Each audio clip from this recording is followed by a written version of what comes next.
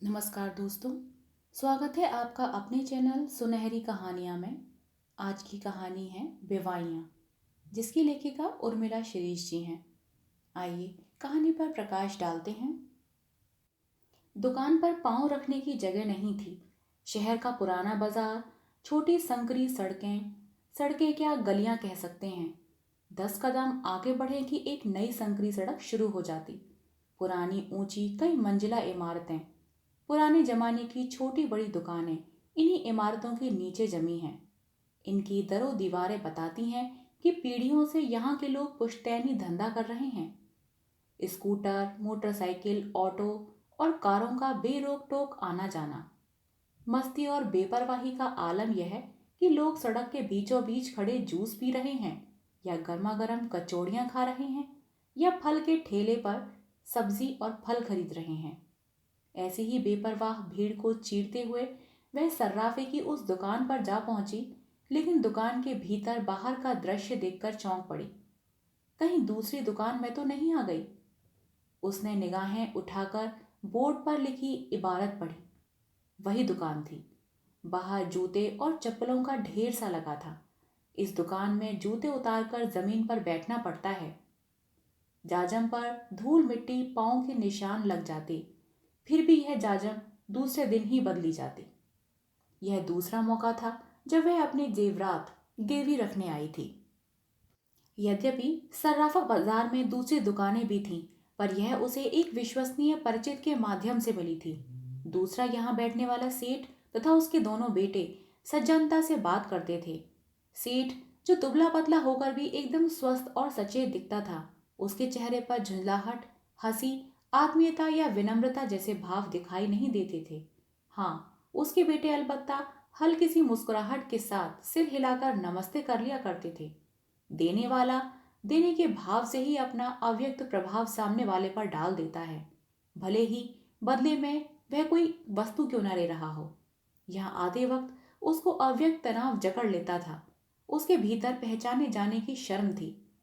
दुकान के करीब पहुंचते ही वह चारों तरफ देख लिया करती थी कि कहीं कोई परिचित तो नहीं देख रहा, क्योंकि बाहर बोर्ड पर लिखा था, यहाँ जेवर गिरवी रखे जाते हैं।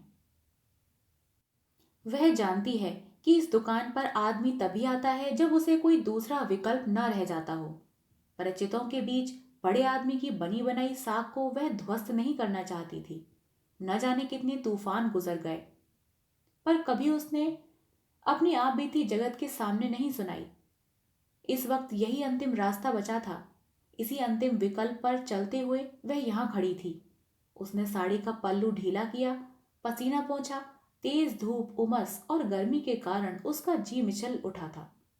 दुकान के भीतर अपने लिए जगह तलाशती वह एक कोने में खड़ी हो गई। सामने जो लोग थे वे किसी दूसरे देश के लग रहे थे। दुबले पतले, हड्डियों का ढांचा मात्र। सभी के गाल पिचके हुए थे, आंखें अंदर धसी हुई थीं, दांत पीले, बदबूदार और टेढ़े मेढ़े। मैली धोती, झूलता हुआ कुर्ता, किसी ने गमछा सिर पर बांधा हुआ था तो किसी ने कंधे पर डाला हुआ था। उन सबके बाल रूखे खड़े हुए थे, जैसे सूखी घास हो। आसमान की सारी तपिश उनके चेहरे पर उतर आई थी। आंखों में ठहरा गहरा अवसाद, चिंता और असमर्थता उन्हें जड़वत बनाए हुई थी। वे सब खामोश थे। उनकी खामोशी के पीछे छाया निराशा का भाव था। उसने देखा, आज सेठ के अतिरिक्त लड़कों को काम पर लगा रखा था। वे तेज तेज हाथों से वही खाता उठा रहे थे। वह प्रतीक्षा कर रही थी कि उन तीनों में से कोई उसकी तरफ देखे तो वह बताए कि उसे जल्दी जाना है। आधे घंटे बाद सेठ के बड़े लड़के ने उसे अंदर आने का इशारा किया। जैसे तैसे वह दुकान के अंदर एक कोने में दीवार से टिक कर बैठ गई। पसीने की गंध भरी थी। उनके कपड़ों से धूल मिट्टी और पसीने की बू आ रही थी। बूढ़े जवान और प्रौढ़ किसान जो खेतों में बीज बोने के लिए पैसों की व्यवस्था करने आए थे, वे सब चुपचाप बैठे थे। वह सोचने लगी, ये यहाँ क्यों आए हैं? क्या इन्हें सरकार से मिलने वाली सहायता का पता नहीं है, या सहकारी समितियों की भूमिका से ये अनभिज्ञ हैं? उसका मन प्रति प्रश्न कर बैठा। अगर पता भी हो तो क्या मिलने वाला है? 50-60 वर्षों में तमाम योजनाएं, घोषणाएं और व्यवस्थाएं किसानों को कितना समृद्ध कर पाई हैं। क्या आज भी किसान सूखा और बाढ़ से नष्ट हुई फसलों के कारण आत्महत्या नहीं कर रहे हैं? कौन ले रहा है उनकी सुध? जो खोज खबर लेते हैं वे या तो फैक्ट्री के लिए जमीन का सौदा करते हैं या बहुमंजिला इमारतों के साथ एक बड़ा बाजार खड़ा कर देते हैं। सेठ ने कांच की टेबल को पीछे खिसकाया ताकि बैठने के लिए जगह निकल सके।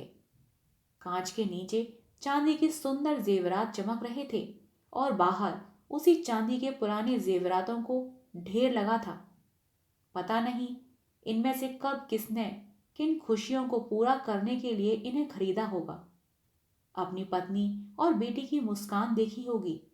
आज वही जेवर बेरौनक से पड़े हैं, बिकने के लिए या गिरवी रखने के लिए।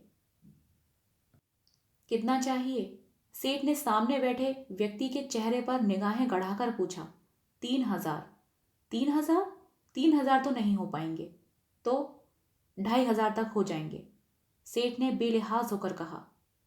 खाद बीज लेना है, हल बखरना है, घर में भी जरूरत है। किसान बोलता जा रहा था, पर सेठ को उसकी जरूरतों से क्या लेना देना।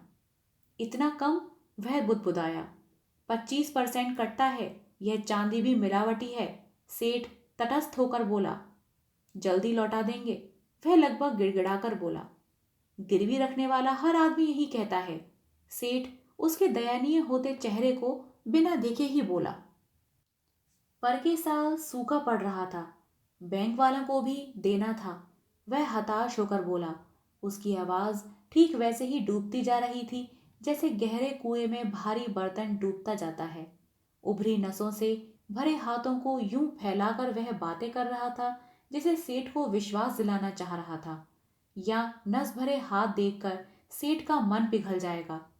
बगल में बैठी उसकी पत्नी सूनी सूनी आंखों से सेठ की तरफ देखे जा रही थी। उसके जीवन भर के स्त्रीधन का मूल्य मात्र 3,000 रुपये भी न था। याचक का भाव उसके पति की आंखों में उतर आया था। बोलो क्या करना है? हमारे पास टाइम नहीं है, देख रहे हो ना लोग कब से बैठे हैं, सेठ ने उसकी रकम नीचे रखते हुए कहा। किसान सोच में डूब गया। चिंता की रेखाएं उसके माथे पर फैलती जा रही थीं। वह सेठ की दया पर था। क्या पता वह देने से ही मना कर दे। फिर क्या होगा? फिर क्या होगा खेत का, उसके बच्चों का, उसकी पत्नी का? भविष्य की कल्पना करके वह सिहर उठा। पिछले सालों में उसके बैल, भैंस, गाड़ी सब कुछ बिक चुका था और अब इस बार बची खुची रकम को बेचने की नौबत आ गई थी। यदि गिरवी रखते हैं तो ब्याज क्या लगेगा? हिम्मत करके उसने पूछा। अरे भाई, वही 2.5% महीने का, यहाँ सभी के लिए एक जैसा नियम है, सेठ झुंझला उठा। रेट बढ़ गए हैं सेठ जी, कहते कहते उसकी आवाज दब गई। इससे अच्छा तो बेच ही दो, ब्याज बट्टा में सब चला जाएगा, साथ ही किसान ने उसे समझाते हुए कहा। उसने पत्नी की तरफ देखा उसकी सहमति के लिए। वह खामोश निगाहों से रकम को देखे जा रही थी, जैसे उसकी अंतिम आशा और ताकत वही जेवर हो। और क्या लाए हो? सेठ ने उसकी पोटली पर निगाह गड़ाते हुए पूछा। ये है, उसने टूटी फूटी चीजों को सामने रखते हुए कहा। ये तो गिलट की है, सेठ ने चीजों को घिसकर परखने के बाद कहा। गिलट है? अब किसान की रही सही आशा भी क्षणी होने लगी। जैसे पानी में डूबते व्यक्ति को भंवर घेर लेती है, उसी तरह वह स्वयं को डूबता हुआ महसूस कर रहा था। पूरे 3,000 दे दो सेठ जी, हमारा काम बन जाएगा, फसल पर चुकता कर देंगे। हम तो तुम्हारे पुराने ग्राहक हैं, हमारे माँ बाप भी तुम्हारी दुकान पर आते थे, पैसा लेकर कहाँ जाएंगे? एक एक शब्द को चबा चबा कर बोल रहा था वह। सेठ चुप रहा। उसके यहाँ इस तरह की भावुकता भरी बातों की कोई जगह न थी, और ऐसी बातों से प्रभावित होकर उसे अपना धंधा चौपट थोड़ा ही न करना था। किसान ने डबडबाई आंखों से पत्नी की तरफ देखा। औरत ने पाँव में पड़े लच्छों को टटोला। लच्छे मोटे मोटे थे, सुंदर थे, अब भी चांदी की चमक बरकरार थी। भाई ने दिलवाए थे। पूरे गांव की महिलाओं ने इन लच्छों की प्रशंसा की थी, तभी से वह ऊंची साड़ी पहनती थी। ताकि लच्छों की सुंदरता और चमक दिखाई दे। उसके पाँव की सुंदरता बढ़ाने वाले लच्छे भविष्य के लिए, उसके परिवार को जिंदा रखने के लिए किसी बड़े बुजुर्ग की तरह सहारा बनने जा रहे थे। उसने चुपचाप लच्छे निकाले और आगे बढ़ा दिए। उधर सेठ लच्छों को परख रहा था, घिस रहा था, और इधर दोनों धड़कते दिल से सेठ के जवाब की प्रतीक्षा कर रहे थे। अब भी कम पड़ रहे हैं, पर दे देते हैं, सेठ ने ठंडी आवाज में कहा। एहसान जताना वह नहीं भूला। पति पत्नी के मुंह से एक साथ धन्यवाद का भाव जताते हुए शब्द निकले, हे राम। उसने देखा, अब जल्द से जल्द बही खाते के पन्ने पलटे जाने लगे, हिसाब किताब लिखा जाने लगा, लकीरें खींची जाने लगी। नाम, पता, रकम की संख्या, कीमत, रसीद नंबर, सब कुछ, यानी उसके अतीत, वर्तमान और भविष्य उन बही खातों में कैद हो गए थे। बही खातों के पन्ने कम बचे थे। जैसे तैसे खेत सूखते जाएंगे, फसलें नष्ट होती जाएंगी, किसानों के हाथ खाली होते जाएंगे, वैसे वैसे इन बही खातों के पन्ने भरते जाएंगे। उन सब की तरह वह भी अपनी बारी की प्रतीक्षा कर रही थी। कब सेठ या उसके बेटे उसको बुलाएं और वह अपना सामान निकाले। बैंक की किश्त भरने के लिए आज उसका अंतिम दिन था। अन्यथा दोनों, जिस बैंक में पैसा जमा कराना था और जिस बैंक से किश्त निकाली जानी थी, बैंक बाउंसिंग चार्ज लगा देंगे और कंपनी वाले अपनी पेनल्टी ले लेंगे। इसके बावजूद भी अगला लोन मिलने में दिक्कत आएगी सो अलग। हर पल उसका तनाव बढ़ता जा रहा था। थोड़ा टाइम लगेगा, इस बार सेठ के बेटे ने नजर उठाकर देखते हुए कहा। आप चाहें तो मार्केट हो आए। इसका मतलब उसे और इंतजार करना था, लेकिन वह वहीं बैठी रही। भीड़ धीरे धीरे खिसकते हुए उसके करीब होती जा रही थी। वह किसान पैसे लेकर खड़ा हुआ तो उसने तपाक से अपनी जगह बना ली।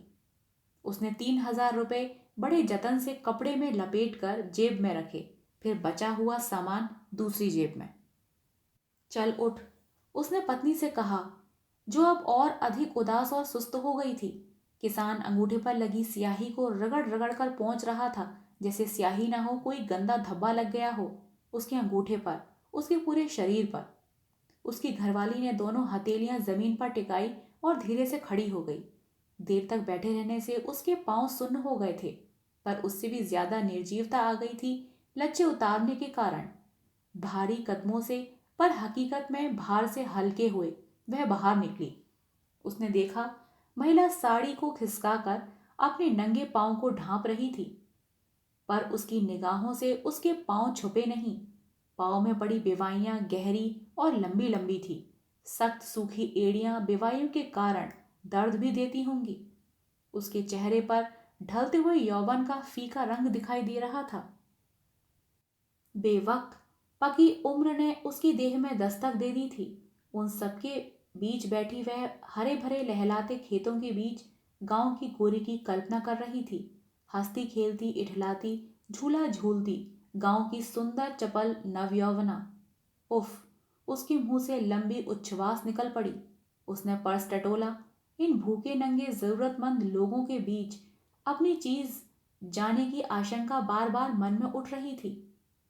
उसका ध्यान पुनः उस महिला की एड़ी में पड़ी बेवाइयों की तरफ चला गया, जिन्हें वह बार बार सहला रही थी, इस तरह कोमलता के साथ मानो दिलासा दे रही हो। उसे लगा औरत की बेवाइयां चौड़ी से चौड़ी होती जा रही हैं, इतनी चौड़ी, इतनी लंबी, इतनी गहरी कि वे बेवाइयां खेत में बदल गईं।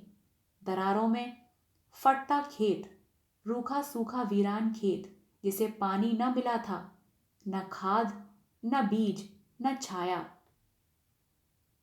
जिसका सौंदर्य, सौंधापन और हरितिमा खत्म हो गई थी, जिसमें परिंदों का आना ठहर गया था, जिसके बीच खड़े होकर न कोई हंसता था, न गाता था, न सपने देखता था।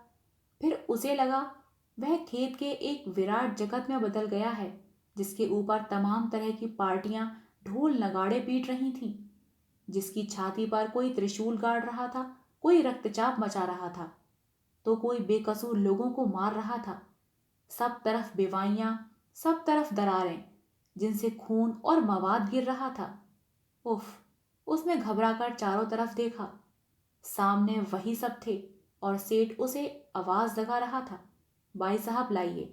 आपको 2 ढाई घंटे इंतजार करना पड़ा। 2 4 महीने यही हाल रहेगा। एक तो ये लोग गहने भी ऐसे लाते हैं कि जिन्हें जांचने परखने में टाइम लग जाता है, फिर घंटों सोचने विचारने में लगा देते हैं। सेठ अपनी परेशानी बताते हुए लकीरों पर लकीरें खींचता जा रहा था। यकायक ही आज उसे सेठ गंभीर सहज स्वभाव वाला न लगकर लुटेरा, डाकू, कमीना, धूर्त और न जाने क्या क्या लग रहा था। महाजनों का चतुर सोफिस्टिकेटेड वंशज। उसे लगा सेठ उसके एक एक जेवर को यूं ही रखता जाएगा और एक दिन सेठ की तिजोरियों से भरा यह कमरा ऊपर तक भर जाएगा। ब्याज पर ब्याज लगाकर मूल ही वसूलता रहेगा। उसने आसपास बैठे किसानों को गौर से देखा, जो अपनी अपनी पोटलियों को कसकर हाथों में दबाए अपनी बारी की प्रतीक्षा कर रहे थे, और सेठ वही खातों के पीछे बैठा चेहरा झुकाए पैनी निगाहों से गहनों को जांचता परखता निश्चिंत सा दिखाई दे रहा था। दूसरे दिन की सुबह प्रातः 6 बजे उठकर वह नियमित रूप से पेपर पढ़ती है। बरामदे में बैठना उसे अच्छा लगता है। चिड़ियों के कलरव कभी कभार सुनाई दे जाते हैं, पर आज उसका सिर भारी था, आंखों में भी दर्द था। फिर भी अखबार पढ़ने से वह खुद को रोक न पाई। अखबार का प्रथम पृष्ठ पलटा ही था कि बड़े बड़े अक्षरों में छपा था, किसानों द्वारा सामूहिक आत्महत्या। उसके दिमाग में सनसनाहट फैल गई। खबर पढ़ते हुए उसकी निगाह किसानों की तस्वीर पर टिक गई। कतार में पड़ी लाशें, यह क्या? उसने उलट पलट कर बार बार उन चेहरों को देखा। आश्चर्य है कि उन सबके चेहरों में उसे कल सर्राफा में मिले किसान का चेहरा दिखाई दे रहा था, लेकिन यह तो दूसरे प्रदेश की घटना थी। इसके बावजूद आश्चर्य कि उन सबसे उनका चेहरा इतना अधिक कैसे मिल रहा था। क्या दुख, मृत्यु, संताप और विभीषिका देशकाल और स्थान की सीमाओं को तोड़ देती है? उसे लगा कल जिन बेवाइयों से उसने हल्के हल्के खून रिश्ता देखा था, अब उनसे रक्त की धारा फूट रही है, और उस रक्त के समंदर में सेठ और नेताओं के हजारों हजार खून से रंगे हाथ उनकी गर्दन की तरफ बढ़ते जा रहे हैं। उसे लगा पूरा ब्रह्मांड घूम रहा है, धरती घूम रही है, चारों तरफ अंधेरा बढ़ता जा रहा है। माँ, क्या बात है? क्यों बड़बड़ा रही हो? सामने खड़ी बिटिया उसके कंधे झकझोर रही थी और वह विस्फारित नेत्रों से उसे देखे जा रही थी। आशा करती हूँ आपको यह कहानी पसंद आई हो। यदि कहानी पसंद आई हो तो कृपया कहानी को लाइक और चैनल को सब्सक्राइब करिएगा। मिलते हैं एक नई कहानी के साथ, तब तक के लिए धन्यवाद।